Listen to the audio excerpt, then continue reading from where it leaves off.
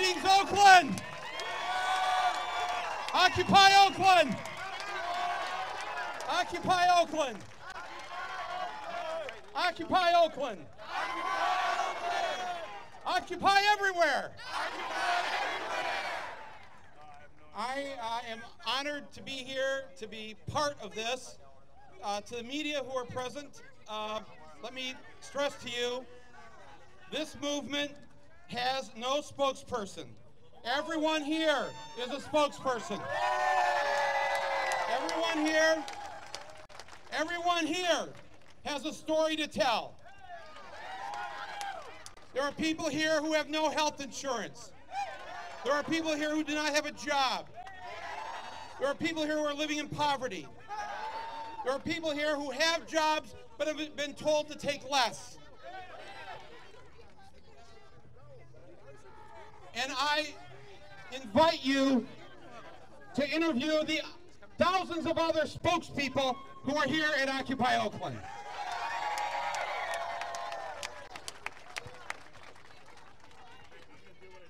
Someone asked me who is the leader of this organization. And I said, we're all the leaders. Everyone here. We're all a leader and we're all a follower. We're all doing this together.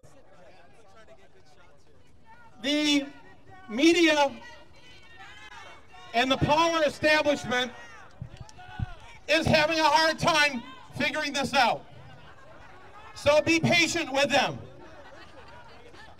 They're used to just a few people showing up with a few signs, and then they go away and have a meeting in the basement of the Unitarian Church. God bless the Unitarians, by the way.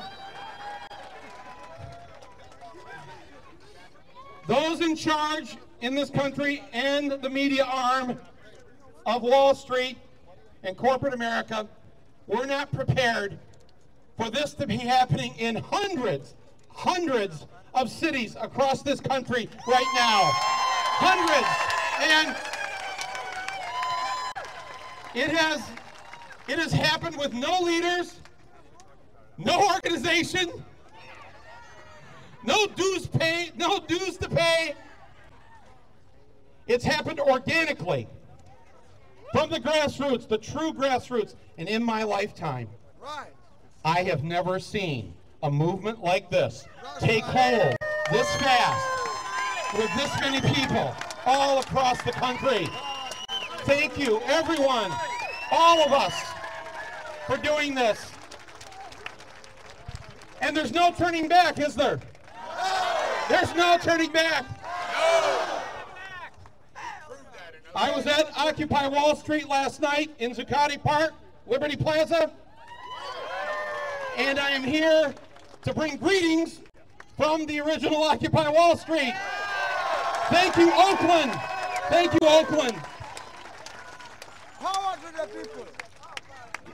Power to the people. I said, what are we going to do with winter coming? There was almost a freezing rain last night in New York City. That's right. I said, what are we going to do with winter coming? And they said, there's two guys over there right now who have flown in from Occupy Anchorage.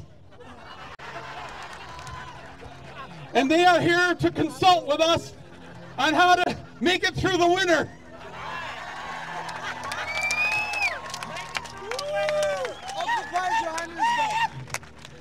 They said there's even an ice company in New Jersey that has offered large blocks of ice to build igloos in Zuccotti Park.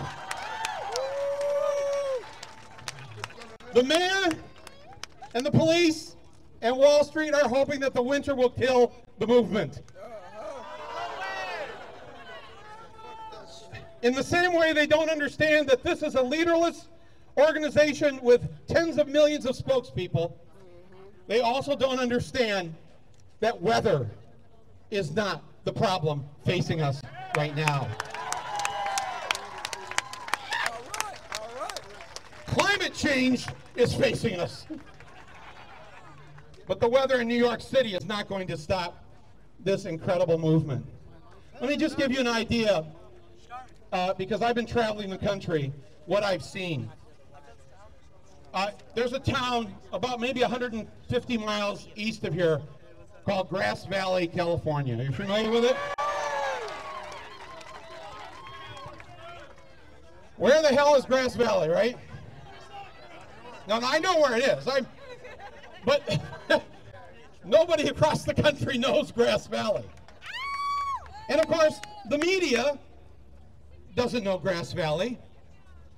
But last weekend in Grass Valley, there were 400 people participating in Occupy Grass Valley. 400 people. There's only a few thousand people in the town. All right? And everyone was there. Old, young, out of work, people with work.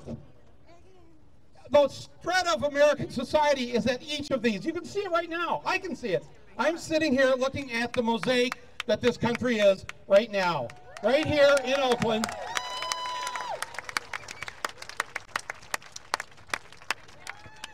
This is, we'll get the cameras to turn around here. You know, I don't understand it either. I've wondered this for a long time, and I've tried to explain to them that this is not what people want to look at while they're eating dinner and watching the 6 o'clock news. So, I'm sorry.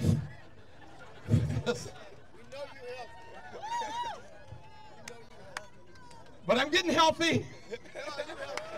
And I'm now in my 10th month with no red meat.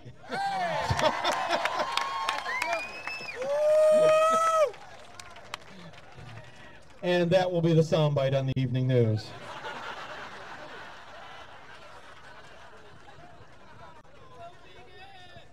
Now, this is the first of these that I've spoken at where there's an amplified sound system. What laws are we breaking here right now? A lot of laws. We set it up just for you. Thank you. Thank you. Thank you. Mayor Kwan is having a press conference right now upstairs.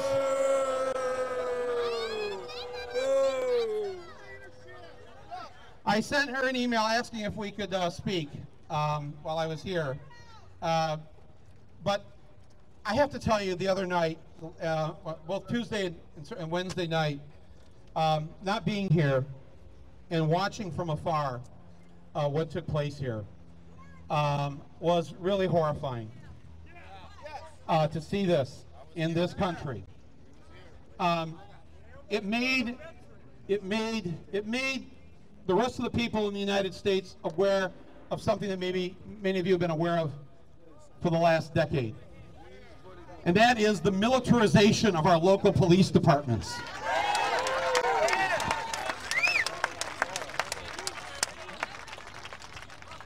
The Congress is not allowed to tell the public how much is spent on Homeland Security.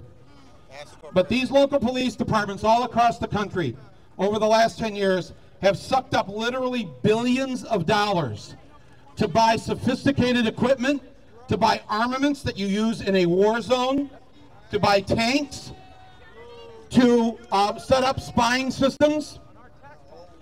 Yes, we paid for this. And to prepare for what they believe is the inevitable, which is the people, sooner or later, aren't going to take it any longer. And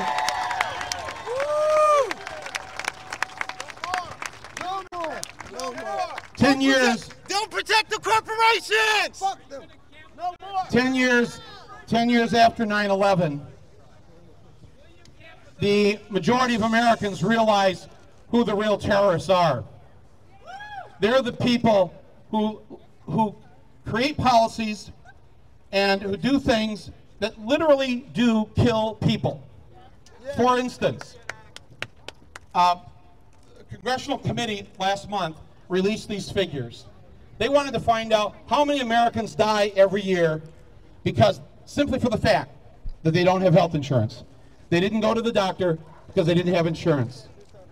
Nearly 45,000 Americans die every year simply because they don't have health insurance. My friends, that is 15 9/11s every single year. A system that is set up to harm our own citizens. A profit-making insurance system. Who said that it is morally correct to make a profit off people when they get sick? How sick is that? That's pretty sick. That's pretty sick. Disabled. I can tell you how much money has corporate America made from these two wars. That's right. These two illegal, immoral wars.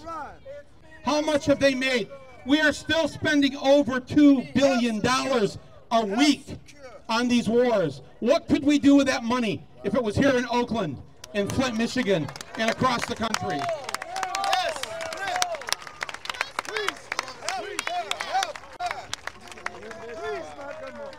Somebody asked me, coming in here, who organized this?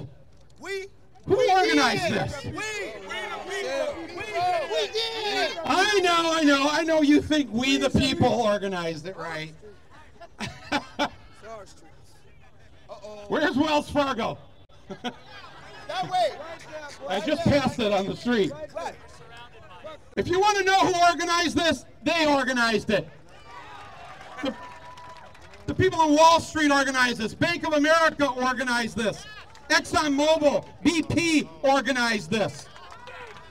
They did more by simply putting their boot on the necks of millions of Americans. They started, and like any human being, how long can you keep a boot on your neck? Finish it. For 1 second, we ain't taking it no more. Not one more second with a boot on the neck.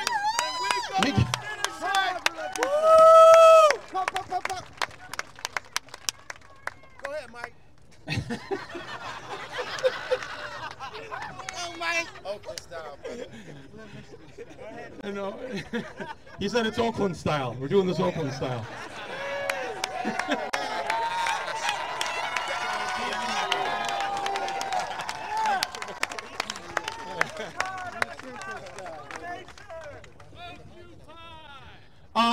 Let me tell you something else I've discovered across the country. And that is America, contrary to what maybe many here believe, and the way it's portrayed to us in the media, America is not a conservative country. Most Americans are actually quite liberal in their beliefs. They may not call themselves liberals, but if you look at any of the polls, the majority of Americans come down on the liberal side of the issue on just about every single issue. The majority of Americans are against these wars. The majority of these Americans want universal health care. The majority of Americans believe women should be paid the same as men. The majority of Americans want stronger environmental laws, not weaker ones. And for the first time last month, in the poll that was taken, for the first time, 54%, the majority of Americans say they believe gay marriage should be the law of the land. That's the country you live in.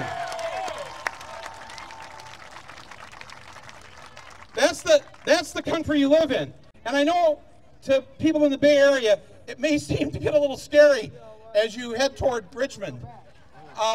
Or did I pick the right town?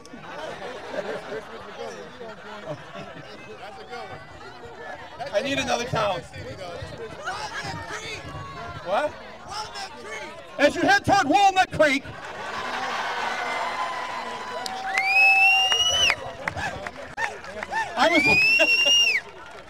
I was just trying to remember BART stops. Can I just put that down there? Yeah, I got you. But as you go across this country, you see that that's the country you share. The people out there. That's why they're That's why 72% last week said they believe taxes should be raised on the rich. 72%. So to the media who are here, this is a few thousand people, but everybody here represents a few thousand more, or a few 10,000 more. Everybody here. That's how large this is. That's why it can't be stopped. Too many people have been thrown out of their homes. Too many people have had their schools decimated to where their kids aren't getting a proper education. We now live in a country with 40 million adults who are functional illiterates. How did that happen? We're being oppressed. It benefits those in charge to have an ignorant population, to have a population with 40 million people in it that cannot read and write above a 4th grade level. Who benefits from that? It's like they've set up the schools now to make sure that you can operate the cash register at McDonald's and you know how to greet someone in a sentence with a noun and a verb in it as they come into Walmart. Let me tell you who does know that the people of this country have had it, and that there's a very progressive thread and vein going through this country right now. That's the other side. Wall Street, corporate America, the right wing. They know this is a liberal country. All you have to do is turn on talk radio or Fox News. They're so angry. They're so angry, aren't they? Let me ask you this. If this was a conservative right-wing country, if you turned on Fox News every night, wouldn't they just be yippity-doo-dah, yippity-day? They're not that way, are they? They're like, rah! Every night it's rah! Rah! Get on the mic. Mic check. They're just, the mic check. there's a reason why they want to suppress the vote next year. There's a reason why they're passing laws throughout the country to make it harder for poor people, for senior citizens, for people of color to vote. There's a reason they're doing that. What's the reason? They know, no, it's very simple. They can do math. They know they're in the minority. They know they're in the minority. Otherwise, really, why would you want to suppress the vote if you thought America agreed with you? You wouldn't do that, would you? No, if you believed America was with you, you'd be setting up voting booths in every aisle of every Walmart all across the country.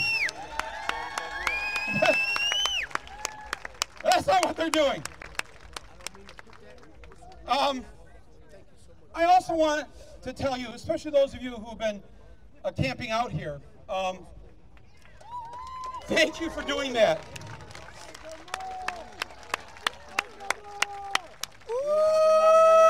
You are better men and women than I am. Give me another year without the red meat. Wait, we've got our second soundbite. But watching the other night,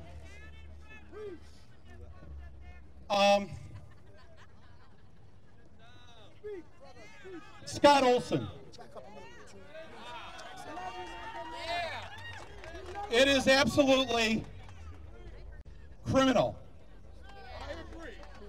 that this young man was willing to go and risk his life in a war that he, once over there, didn't agree with.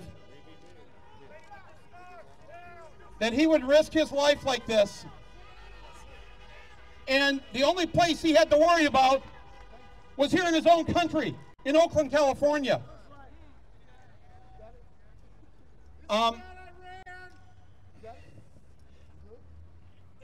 I think, well, one thing we can do for the media who are here is to let them know that we are all Scott Olson. We are all with Scott Olson, and we are all Scott Olsons. Woo!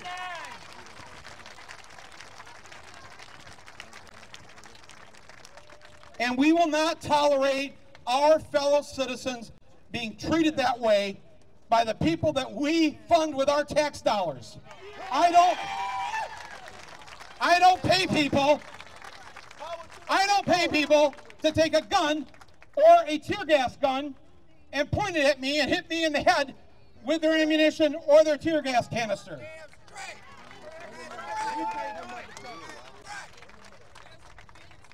That would be as crazy as me coming up to you right now and saying to you, oh, by the way, would you just punch me in the face? Why would I do that? I think all of us want to send our best wishes, our prayers, our good karma, everything that we can muster to Scott so that he is better and well. And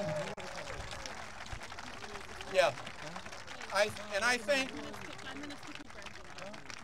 think that let's have 30 seconds of silence in honor of Scott Olson and our hope that he will recover quickly from his injuries.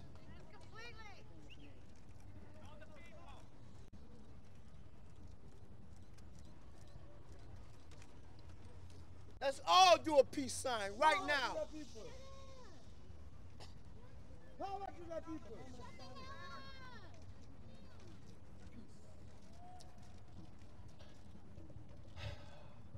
I've gone on too long here, and well,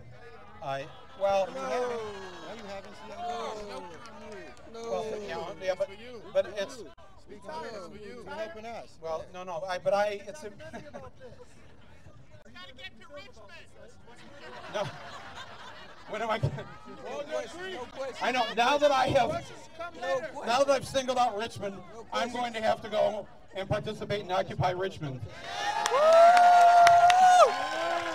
Yeah.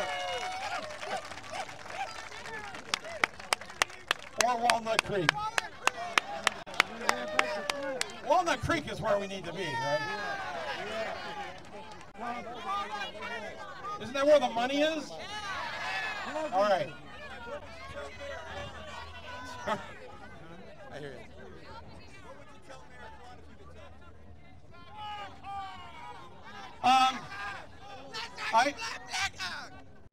I understand that Mayor Kwan is she's finishing up her press conference, and I am going to try and see if I can talk to her.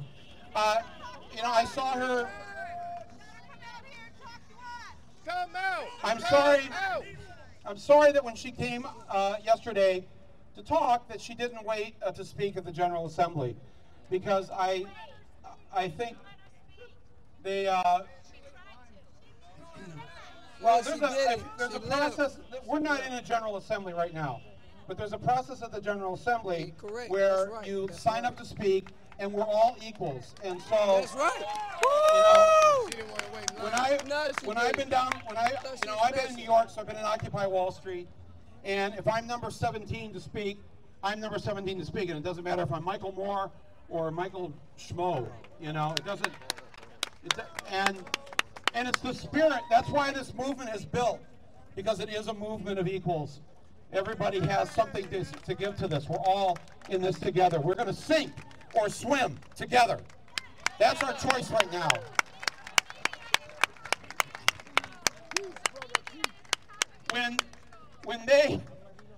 When I was there last night, somebody asked one of the people in the media tent, "What are the goals? What are you trying to accomplish?"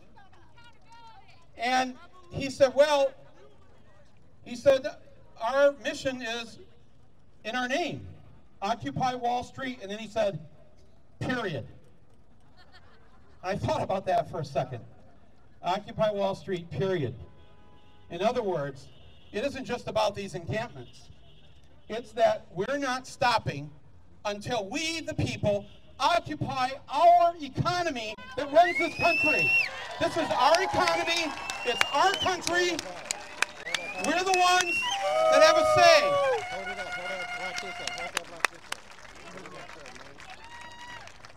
And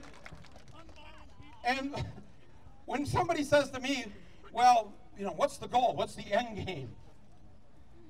And I say, well, let me tell you something, first of all. We've already had a number of victories in our first 6 weeks. And let's acknowledge those victories. All right? Number one, we have killed despair across the country. The despair that people were feeling. That despair is dissipating right now. This movement has killed apathy. People have got up off the sofa. They've turned off Dancing with the Stars. and they're out in the streets. Yeah. This is a victory. Yeah. Here's something very important we've done. 6 weeks ago, what was all the media talking about? All the politicians in Washington, all the pundits. What was the national discussion that we weren't part of that they determined? What were they talking about? The debt ceiling. The debt ceiling. The deficit. We've got to reduce the deficit. We've got to reduce the deficit. Over and over and over all summer long. The debt ceiling, the deficit, the debt ceiling, the deficit. Can I ask you honestly, when's the last time in the last few weeks you heard them talking about the debt ceiling or the deficit? Woo! This movement has shut down that bullshit discussion.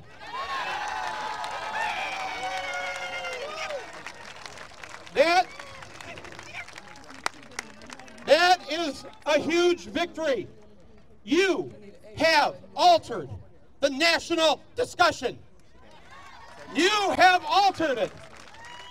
This is what people are talking about in every town and city and village across America. Occupy Oakland. Occupy New York. Occupy San Francisco. Occupy Grass Valley. Occupy Walnut Creek. Occupy Flint, Michigan. Occupy everywhere. This is the discussion we're going to have. And we're not ceding the discussion to anybody else.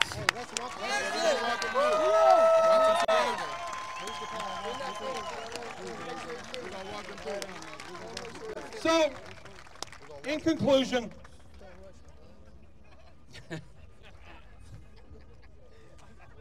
Home care.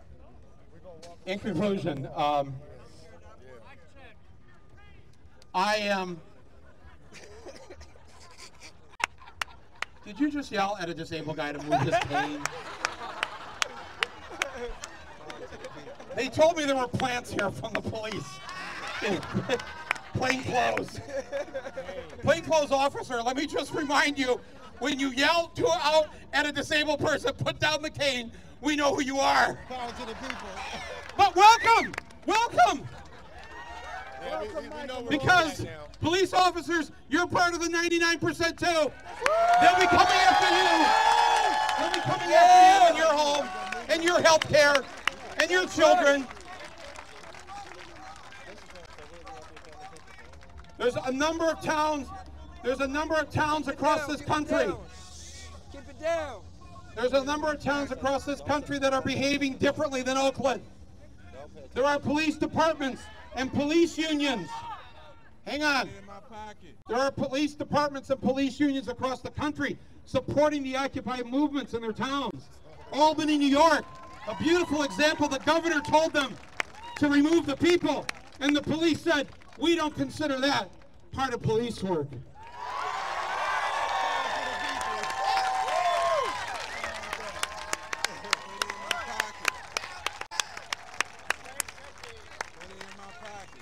So the police do have a choice, even in Oakland. It's still America, Oakland PD. It's a free country.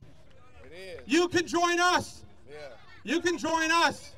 You don't have to join them. You don't have to be here defending Wells Fargo and Bank of America and BP and everybody else. You can stand up for yourselves and everybody else. All right, so please keep this alive here. I know it's going to be a lot of snow this winter.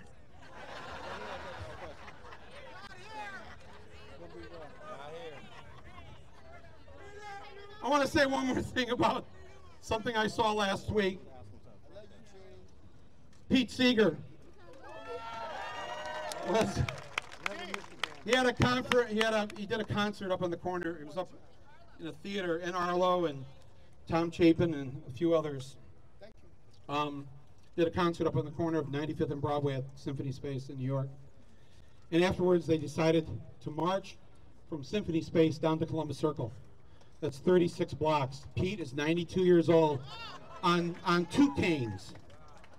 On two canes, he walked the entire way.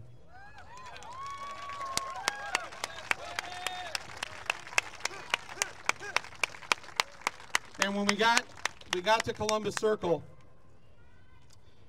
And he was leading everyone, thousands of people, singing, "This land is your land." And he looked over, and there were 2 New York City policemen singing along.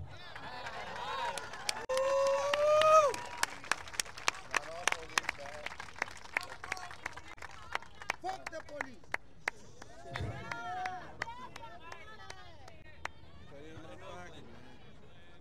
There's good and bad police. Right. There's good and bad police. There's good and bad police, just like it's good and bad people. Yes, sir. Yes, sir.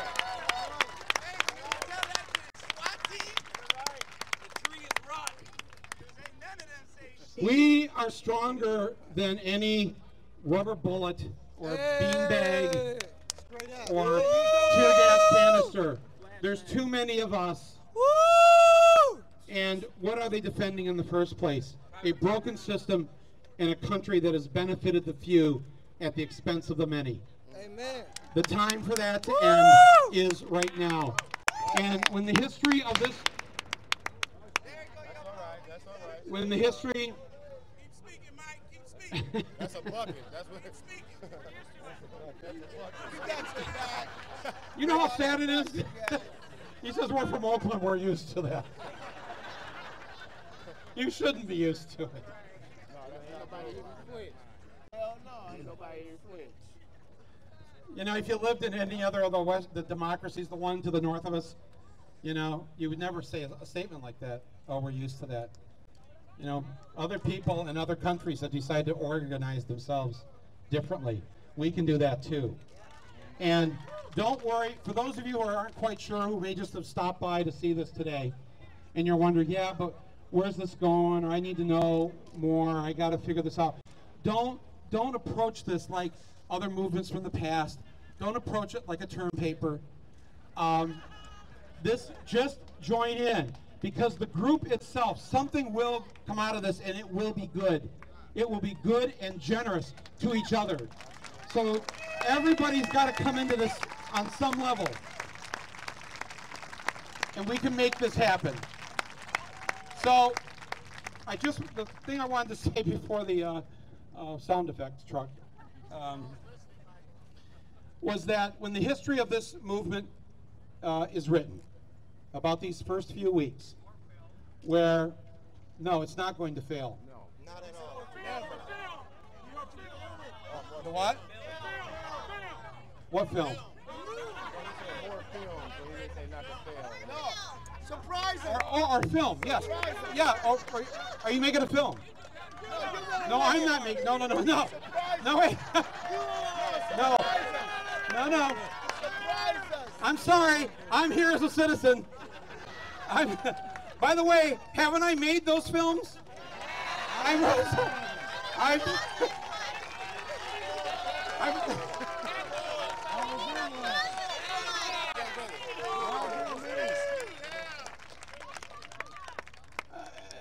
I'll tell you what I'm happy about, and I have been a bit giddy and overjoyed these last few weeks, because at the end of my last film, I was pretty dejected.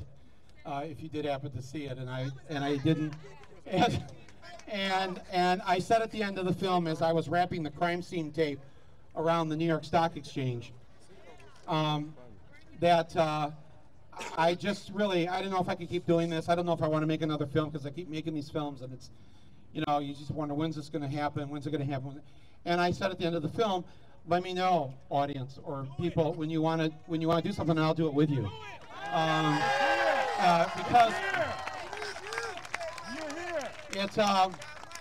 it's a little rough being the poster boy on Rush Limbaugh or Fox News every day, and they can get away with it when it's just a Michael Moore and Naomi Klein or you know, any of a number of other great people that have been busy on this issue for many years.